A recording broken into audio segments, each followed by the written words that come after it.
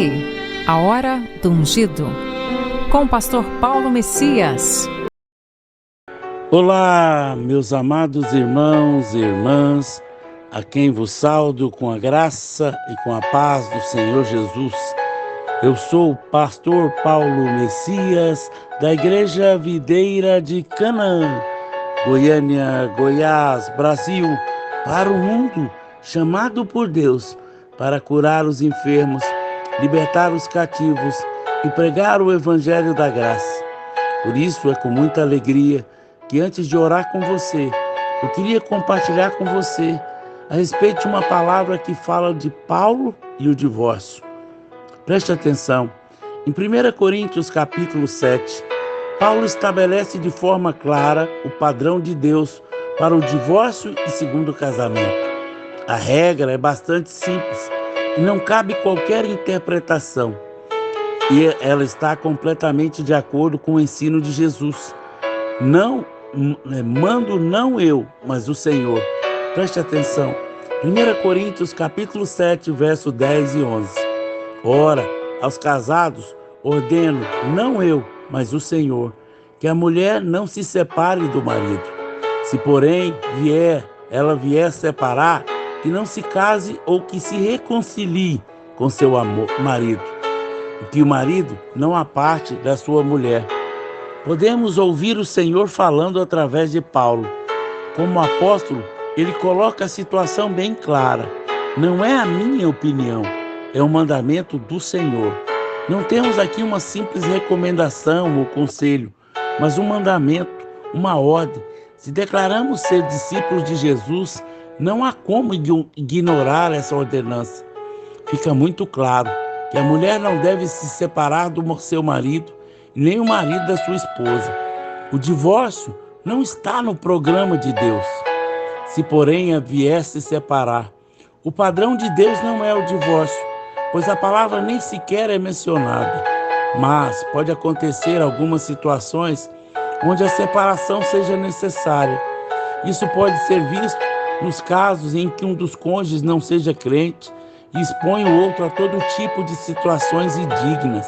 Há muitos casamentos onde há violência, promiscuidade, desrespeito. Infelizmente, homens vivem egoisticamente com as suas esposas, trazem sofrimento à família. Algumas mulheres são violentadas, contraem doenças incuráveis por causa de relações promíscuas. Elas sofrem de abusos físicos e morais por homens violentos e desequilibrados emocionalmente. Nesse caso, a separação é aconselhável. Não dá para imaginar uma situação assim acontecendo entre casais genuinamente convertidos e regenerados. Isso acontece quando um dos cônjuges não se converteu e o caso dos maridos, na maioria das vezes. Acontecendo então a separação, Paulo esclarece que há duas possibilidades para um discípulo de Jesus. A primeira, fique sem casar. Esse é o ponto que choca a maioria das pessoas. Mas a palavra de Deus é muito clara. Não existe segundo casamento. O casamento é único e indissolúvel. Um segundo casamento ou terceiro casamento constitui-se em adultério, relações sexuais ilícitas entre pessoas casadas. Portanto, a ordem do Senhor é: fique sem casar. Provavelmente a questão do segundo casamento seja o maior teste na vida de um cristão. Para aqueles que são verdadeiros discípulos, não há o que discutir. Mas para aqueles sem compromissos, surgem todo tipo de inquietação e questionamento. O fato, porém, é que o texto é muito claro e não há o que questionar. O verdadeiro discípulo que se encontra nessa condição, não há outra alternativa a não ser abster-se de manter relações sexuais com outra pessoa que não seja o seu cônjuge. Se isso parece demais para você, Paulo coloca a segunda possibilidade, ou que se reconcilie com o marido. Reconheço que vivemos num mundo de completa confusão e há muitos que já se convertem divorciados. Para esses dizemos que, se possível, deve se reconciliar com seu cônjuge. Digo se possível, porque pode ser que aquele cônjuge tenha se casado com outra pessoa. Se ambos os divorciados se convertem e estão sozinhos, então a vontade de Deus é que se reconciliem. O mesmo padrão se aplica aos amasiados. Se ambos nunca foram casados, então devem se casar regularizando o seu relacionamento. Se um deles ou ambos estão divorciados, o melhor é que volte para o seu cônjuge, se possível. Não temos como corrigir todas as situações difíceis e confusas, e nem penso que devem fazê-lo.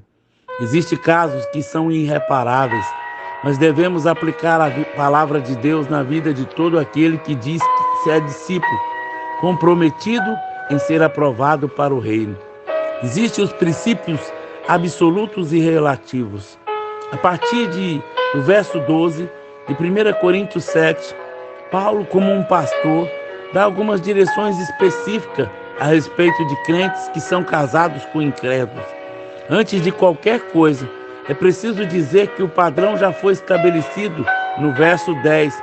O que vem a seguir é apenas uma aplicação do princípio já colocado por Paulo.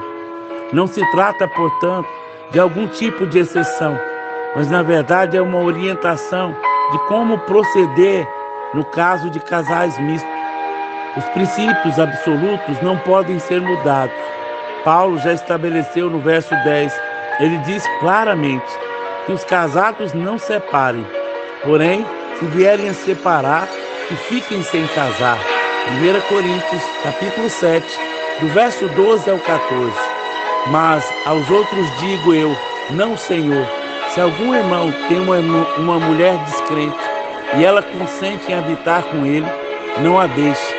Se alguma mulher tem um marido descrente e ele consente em habitar com ela, não deixe. Porque o marido descrente é santificado pela mulher, e a mulher descrente é santificada pelo marido. De outra sorte, os vossos filhos seriam imundos, mas agora são santos. Várias orientações são dadas aqui àqueles que são casados com incrédulos. O fato do seu cônjuge não ter convertido não é motivo para separação. Paulo é explícito ao recomendar ao cônjuge crente, não deixe. Por causa da esposa crente, o próprio marido incrédulo e os filhos são santificados. O problema é que o incrédulo pode ser promíscuo, violento, praticar outros tipos de abuso. Em situações assim, a vida da mulher se torna terrível e fica inviável. Nesse caso, Paulo diz que pode haver separação, mas essa não deveria acontecer por iniciativa do crente. 1 Coríntios capítulo 7, do verso 15 e 16. Mas, se o crente se apartar, aparte-se, porque nesse caso, o irmão ou irmã não estão sujeitos à servidão, mas Deus chamou para a paz. Porque onde sabes, ó mulher, se salvará o teu marido? Ou onde sabes, ó marido, se salvarás a tua mulher?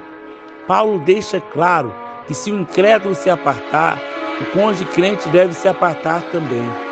Isso é uma bênção para o irmão ou para a irmã que prefere ficar livre para servir ao Senhor com liberdade, cuidar dos filhos, viver em honra, em santidade a Deus e dos homens. Todavia, ainda pensa que a separação, o princípio absoluto do Senhor colocado no verso 10, fique sem casar ou que se reconcilie com seu marido. É possível que nessa separação o cônjuge incrédulo venha se converter e arrependido queira voltar para o seu cônjuge.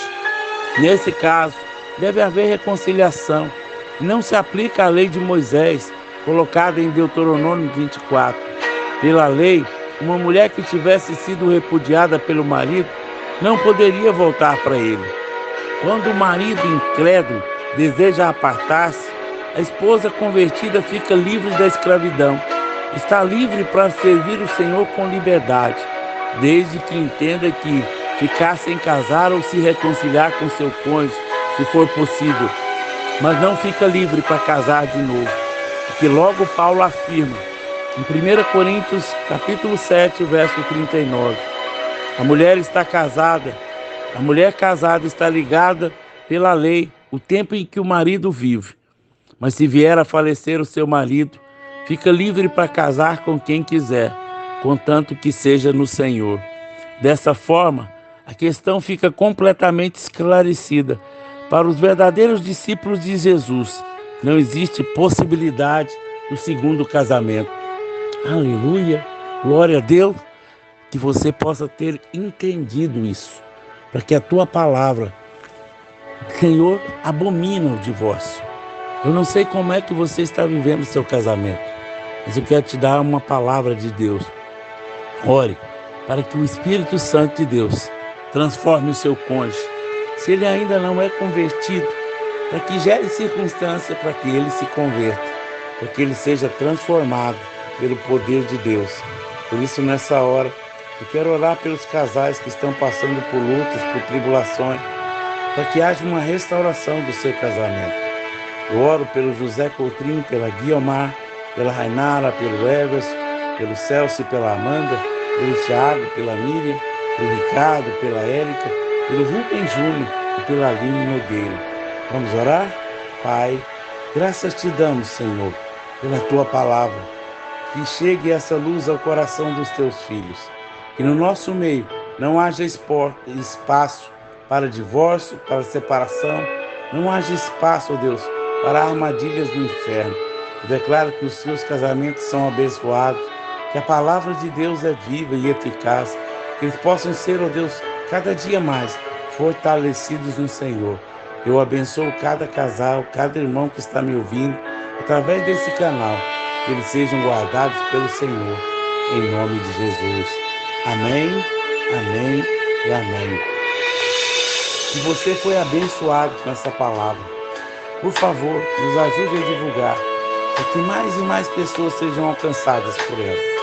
Se você foi grandemente abençoado e deseja abençoar o nosso ministério, que nós trabalhamos em várias frentes, com cestas básicas, levando pessoas para o encontro, nos ajude, abençoe. A palavra de Deus diz que abençoarei os que te abençoarem.